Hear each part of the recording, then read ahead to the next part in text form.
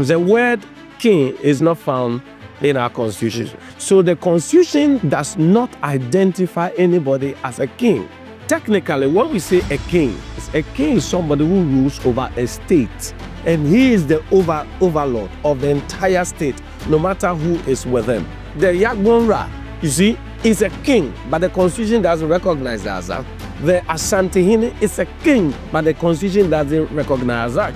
The Bunu Domahine is not recognized as a king.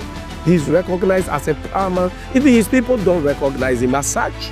You see, the dynamics is fluid. It depends on the culture and how they want to recognize it. And if you go to the place and they want to recognize him as a king, fair enough. But he's not a king over the nation Ghana. Hi everyone. Today, are you wondering, do we have kings in Ghana? How many kings do we have in Ghana? Do we even have kings at all? Today we are going to dive deep into it, and we are going to bring you all the things that you need to know about kingdoms and chieftaincy issues in Ghana. And it's not just mere fact, but we are going to stick with a legislative instrument by the government of Ghana that is like fused into our constitution. Hi Abeku. Hi brother. Today, Charlie, we are back with a very interesting issue. Yes, and today we are talking about kingdoms in Ghana. Yeah. Right, and then before we start, maybe first of all, I want to ask, what's your general perception about chieftaincy, kingdoms, and paramount chiefs and those things in Ghana? Yeah. Before that, I want to appreciate your viewers or your subscribers and followers. I think the previous video, I read all the comments. Wow. And I saw and I loved everything. I mean, the left and right, it was so awesome. And I'm grateful and for the opportunity once again giving me to share my thoughts on very important thing. You know, when it comes to kingdom, empires and whatever in Ghana, I believe we have to look at it from three different dimensions. Okay. If you look at it from one side, you may get it wrong. You may argue intelligently, but you may not be, fair in your approach. Okay. Because Ghana, as we have, has three aspects. Okay. Ghana has three dimensions. Okay. We have the historical dimension, we have the cultural dimension, and we have the contemporary dimension, or the constitutional dimension. Let me put it this way. The historical, the cultural, and then the constitutional. Okay. Now, if you look at it historical, sometimes people argue and say that Ghana started in 1957. If you say Ghana started in 1957, then you don't really know what Ghana is and who Ghana is. Okay. Because, for example, there was a school that was called Ghana Nationals, which is older than 1957. Okay. So why was there the name Ghana National? Because the concept of Ghana had already been formed before then. Okay. And all the foundation had been formed. So 1957 brought us only into an administrative cohesion. That's what happened. It brought us into administrative cohesion. But that wasn't the birth of Ghana. Ghana had been born in the heart of Ghanaians years ago. And whilst we're fighting for independence, trying to come together, we had already formed our nation within us. And that is one of the reasons we're able to come together despite our differences. Okay. So if we look into history, we see that historically there were different kingdoms in Ghana. And the historical records are there. For example, Dintra was referred to as a kingdom. Ashanti referred to as kingdom. The Gans referred to as kingdoms. So you go to the north to the Gonja, referred to as kingdom. Yes. Dagbon. Historically. Yes. Okay. So if you look at history, there were kingdoms.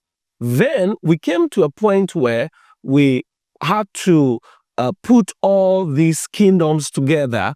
Some were not, and some were.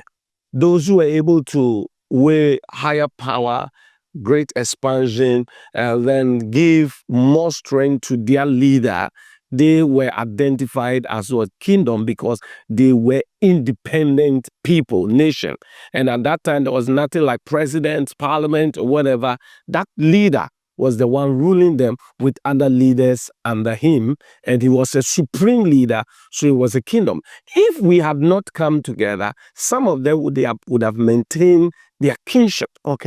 Okay, so now eventually decided that let all of us, both those who are recognized as kings and those who are not recognized as kings, no matter the length of your kingship or your leadership or your geography, whatever, let's come together as one people because Ghana is in the heart.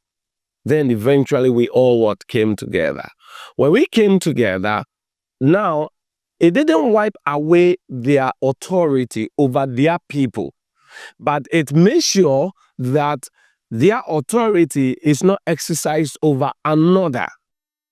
So, for example, we came together and the Ga king cannot exercise authority over the Ashanti cannot exercise it over the Dagbon, and then the Dagbon cannot exercise over the Gomuas. Okay. So, in another way, it's like, when we came together, the new enactment states that you cannot invade another kingdom. No, it didn't state, but by nature, culturally, you know that you are within your jurisdiction because no more evasion again. No more evasion again. No more suppression. No suppression. Nobody overrules anybody. Okay. But everybody maintains some peace within the territory we have now, christened as what? As Ghana. Okay. That is the point.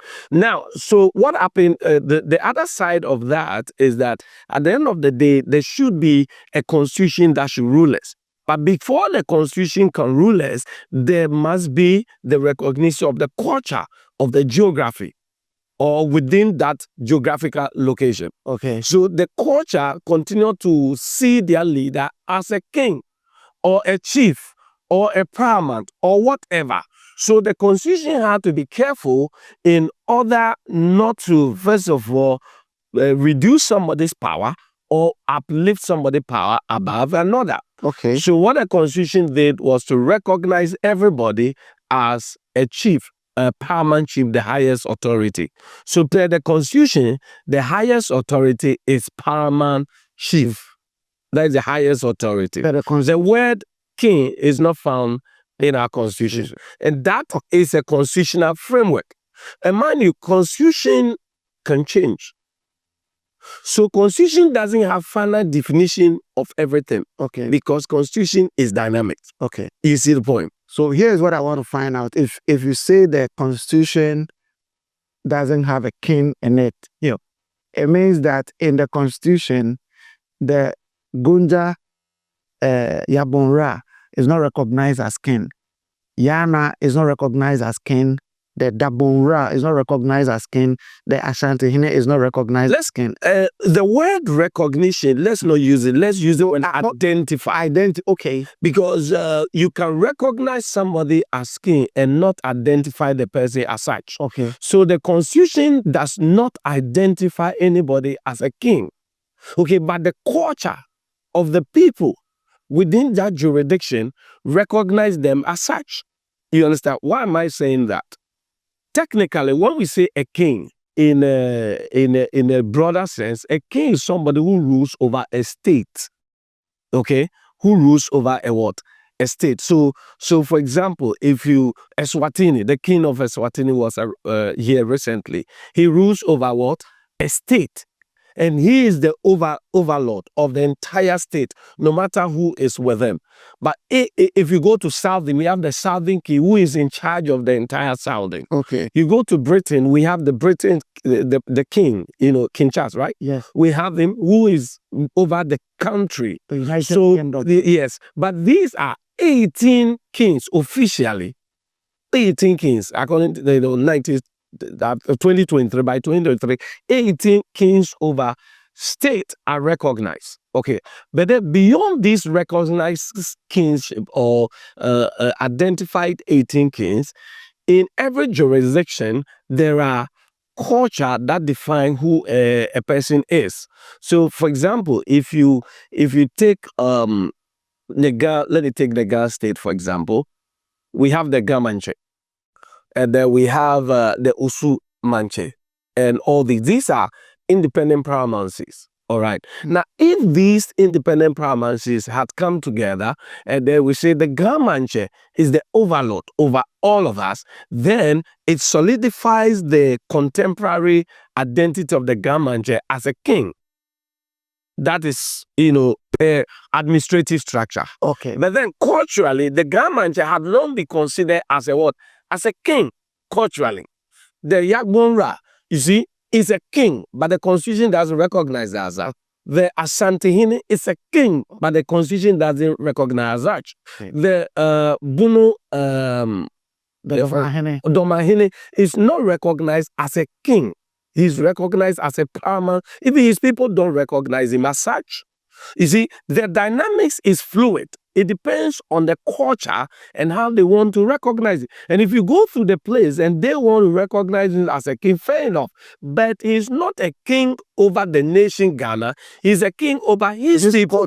Now let's look at the word king. I want us to look at the definition of a king, Yeah, a chief, and a paramount chief. okay. Right. And then by so doing, I think that it can give context for a lot of people to know so that we stop the argument who is a king, who is a chief and all that, because I feel like many people have not even taken time to check with a dictionary that who is a king, who is a chief, and who is a paramount chief. Okay. People have not even checked. You see, and from now, I'm going to read. And then I believe that we will all get educated. We will learn to unlearn. Okay. So the first one I want to look at is a chief. A chief, okay. Because that's the list. Yeah. So the dictionary says that, according to Oxford, a chief is a leader or ruler of a people or a clan. Okay. Mm-hmm. A chief is a leader or a ruler of people or a clan. A clan, yeah. That's a chief. That is a chief, okay. Now, we are going to paramount chief. Mm-hmm. Okay. Now, a paramount chief in the English language term for a king, queen, or the highest level of political and traditional leader in a society or country that uses chief-based system of governance. Mm-hmm. Good. You get it? So, in other ways, the paramount chief is also a king. A king, that's it. But in a political governance, they call him paramount chief. Thank you. Now, we are looking at a king. A king can refer to a male sovereign ruler. The title used before the name king. Do you understand? The title used before the name king. A man with preeminent importance. Now, from the Oxford Dictionary again. Yeah. The male ruler of an independent state, especially one who inherits the position by right of birth. Okay, great. So the king inherits the position by right of birth. Now, let me ask a question before you proceed. What is the female version of a king? The female version of a king is a queen. Do we have queens in Ghana? We do. So you see it? So we have kings in Ghana. So that is why if you go strictly by a particular concept, you get it wrong. Because I was saying something. King came from the word kin, K-I-N. So the leader over the king. Yes. And we are kinsmen. Good. Is that not it? Yes. So the leader over the kinsmen is a what? It's a king. It's a king. Other jurisdiction may call it chief. And the female is what? Queen. So this definition, if we're not careful, we may overstretch it. You getting it? Yes. So we only have to look at the fact that there are kings or queens or chiefs or whoever in Ghana. Some of them weigh more power than others over their people. So that begs the question. Yes. Per our discussion. Yes. And we are trying to break things down. Yes. Is every paramount chief in Ghana a king? Good question. According to what the definition of paramount chief, a paramount chief is a king. Okay, absolutely. Absolutely, a paramount chief is a king. Yeah. But the difference is recognition. How a state recognizes them. The difference is that when politics started, Yeah. they lowered down the kings to paramount chief. They just coined the word Paramount chief. Okay. So that you know that when there is the term king, it looks like you are sovereign over the whole area. State. So there was an intentional plan It's intentional to remove the word king and to maintain paramount chief for political reasons, so that the politician who is the president will be higher than that was the plan. Yes. Okay. Yeah. Okay. Now, these are kingdoms. Now, let's look at one empire. Okay. It will shock you. Now, you are looking at the Ashanti Regional House of Chiefs. Okay. A. Otumfo, the Asante Hene. Yeah. And then B.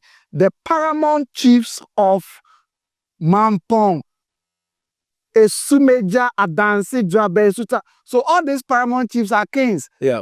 Yes. According to the definition of paramount chiefs. Yeah. So all these are kings. Now, A is only the Asante Hene, Otumfo. Yeah. And then when you come down, he says that Otumfo, the Asante Hene, is the president of the Ashanti Regional House of Chiefs. Okay. Before we stay there, go to part of the north, one of them too, and let's what that north is. I think should I go to Savannah? Okay, where we have that kind of structure. Okay. Yeah. I think I'll go to Savannah region. That will be 11. Okay. I think 12. 12. Okay. Yeah. Savannah region. Mm-hmm. Well, we have one at the top. Yes. Yeah. Okay. So, members of the Savannah Regional House of Chiefs. Okay. The members of the Savannah Regional House of Chiefs are A. The Yabonra of Gonja. Okay. B. Bamboy Kora of North Mo. C. The following paramount chiefs. Okay. From the Gonja traditional area. So hold it. So we have the Ashanti at the top. Yes. In the Ashanti region. Yes. Then the Savannah region, we have two. No, they have how it's arranged is that A supersedes B. Yeah. And B supersedes C. Okay. So in the Gonja or Savannah region, we have A, which is only Yagbonra. Only Yabonra. So we the Yabonra is at par with the Ashanti in good. In code. Then in regards with them. Yes. So beneath them, we have paramount chiefs. Well, here's another discovery here. In this particular area, beneath the Yagbonra, there is another king. There is another. Who is not classified as a paramount chief? As a paramount chief, but yet higher than the paramount chief, which is the Bamboy Koro of North Mo, who is still under the... And these Mos were ruled over by the Gonjes. Okay. When you go back to history. Yeah, so the Mos are already under Gonjes already.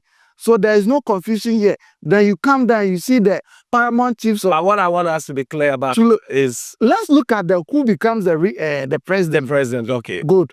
So now, to the president, Yagbonra of Gonja is the president of the Savannah Regional House of Chiefs. Good.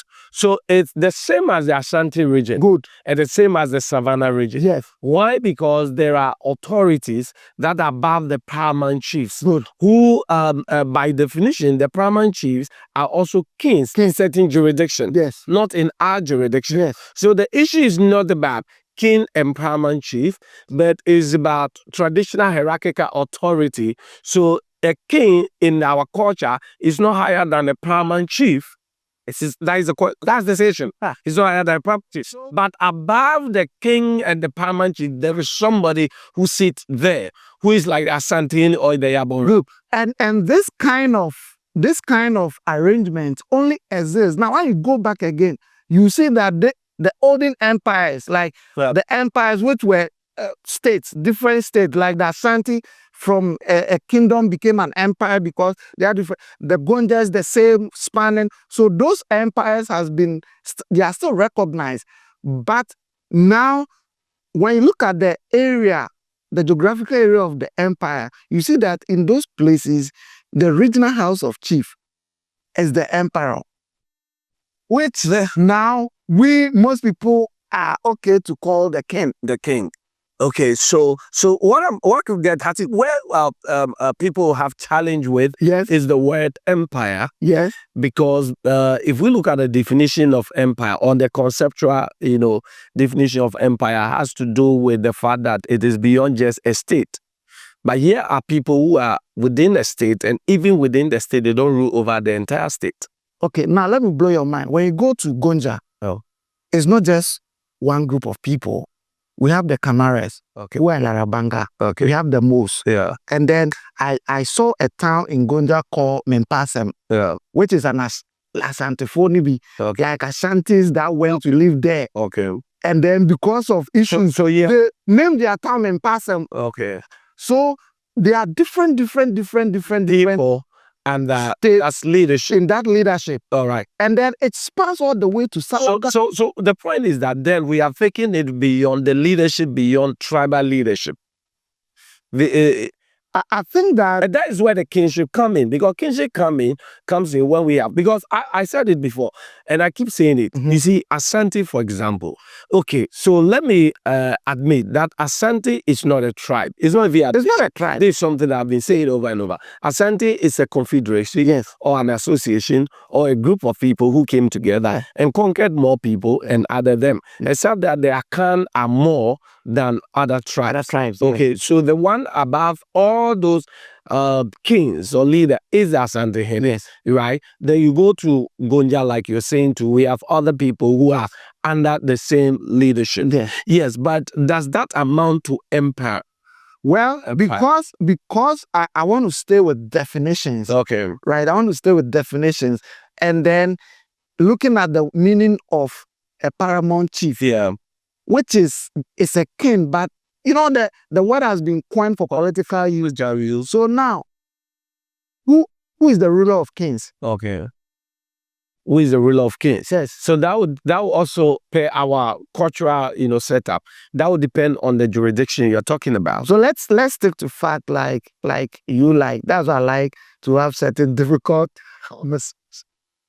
So now let's say that these are states or kingdoms, and they have one supreme leader. Yeah. So how will you call the supreme leader? The supreme leader, you see, here's the point. We are speaking English. That is where the problem is. Okay. If we were speaking our local dialect, then we will not have a problem. Okay. Because in our local dialect, we have what we call Ohene.